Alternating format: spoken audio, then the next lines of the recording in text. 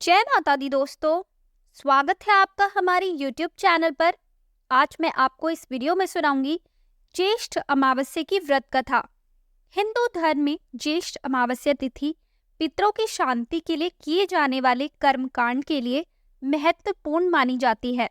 इस दिन दान पुण्य करने का भी विशेष महत्व होता है। कहते हैं जो व्यक्ति इस दिन अपने पितरों के नाम से पिंडदान और तर्पण करता है उसके ऊपर से पितृदोष का अशुभ प्रभाव खत्म हो जाता है। कई लोग अमावस्या तिथि पर व्रत भी रखते हैं। इस दिन व्रत करने से मोक्ष की प्राप्ति होने की मान्यता है।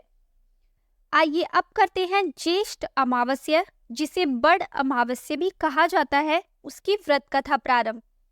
ज्येष्ठ अमावस्या व्रत कथा के अनुसार एक गरीब ब्राह्मण परिवार था जिसमें पति पत्नी और उसकी एक पुत्री साथ रहती थी।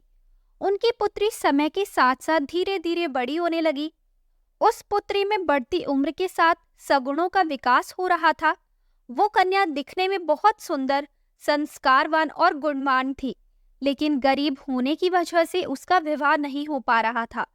एक दिन उस गरीब ब्राह्मण के घर एक साधु महाराज पधारे। साधु उस कन्या की सेवा भाव से काफी प्रसन्न हुए और उन्होंने कन्या को लंबी आयु का आशीर्वाद दिया। लेकिन साथ में साधु महाराज ने ये भी कहा कि इस कन्या के हाथ में विवाह रेखा नहीं है। तब ब्राह्मण पति पत्नी ने साधु से अपनी पुत्री का विवाह करने का उपाय पूछा। साधु महाराज ने कुछ देर विचार किया। इसके बाद अपनी अंतर्दृष्टि में ध्यान करके बताया कि यहाँ से कुछ ही दूरी पर एक गांव में सोना नाम की एक धोबिन महिला रहती है जो बहुत ही संस्कार संपन्न और पति परायण है।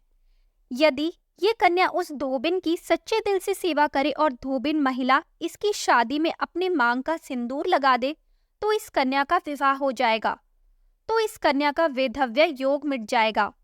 साधु महाराज की बात सुनकर ब्राह्मणी ने अपनी बेटी को धोबिन की सेवा करने के लिए भेज दिया।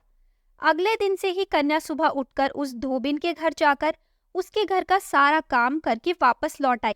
लेकिन उस कन्या ने ये बात धोबिन को पता नहीं चलने दी। वो सुबह सुबह सभी के सोने के समय ही काम करके वापस लौट आती। एक दिन सोना धोबिन अपनी बहू से पूछती है कि तुम तो सुबह ही उठकर सारे काम कर लेती हो और मुझे पता ही नहीं चलता। बहू ने कहा, माँ जी, मैंने सोचा कि आप ही सुबह उठकर सारे काम कर लेती है, मैं तो देर से उठती हूँ।